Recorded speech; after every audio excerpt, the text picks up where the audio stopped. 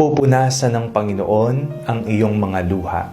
Ako po si Father Fiel Pareha at ito po ang ating segment, ang Daily Devotion, na kung saan tayo po ay magdarasal, magbabasa at magdinilay kasama ng salita ng Diyos sa buong taon. Manalangin tayo. Sa ngalan ng Ama, ng Anak at ng Espiritu Santo. Amen.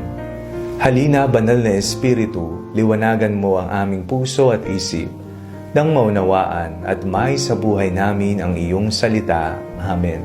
Our Bible passage for today is from the Gospel of St. John chapter 19, verses 25 to 27, and I read it for you. Meanwhile, standing near the cross of Jesus were his mother and his mother's sister, Mary, the wife of Cleophas, and Mary Magdalene. When Jesus saw his mother and the disciple whom he loved standing beside her, he said to his mother, "Woman, here is your son." Then he said to the disciple, "Here is your mother." And from that hour, the disciple took her into his own home. Anong sakit ang iyong mararamdaman kung ikaw ay isang ina at makita mong namamatay ng paunti-unti ang iyong anak? Ito po ang naranasan ng ina ng Diyos, ang Birheng Maria, habang pinaparusahan, sinusugatan, at ipinapako sa krus hanggang sa malagutan ng hininga ang Panginoon.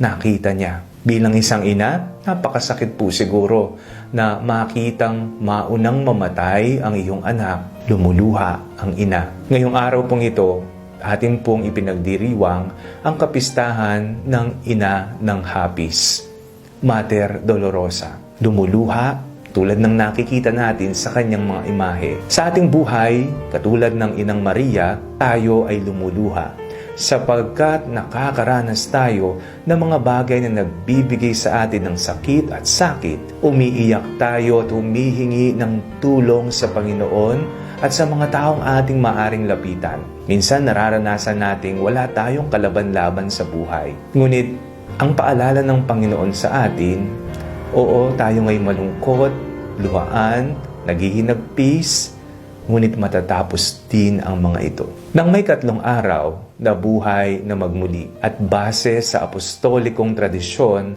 unang nagpakita ang nabuhay na maguling si Jesus sa kanyang ina. At ang hina ng hapis ay naging alegriya, isang inang punong-puno ng tuwa, sapagkat nakita niyang nabuhay na maguli ang Panginoon. Ang kalungkutan, ang pagluha, ang paginagpis, ang mga sakit at pahirap sa buhay ay mawawala rin, maglalaho din. Tayo ay kumapit sa ating pananampalatayang tayo ay bibigyan ng ibahayong lakas at tuwa ng Diyos.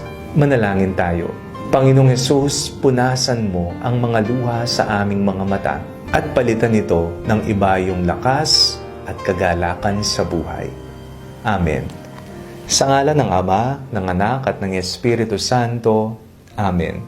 Huwag po ninyong kalimutang i-like ang video ito, mag-comment po kayo and share it with your family and friends.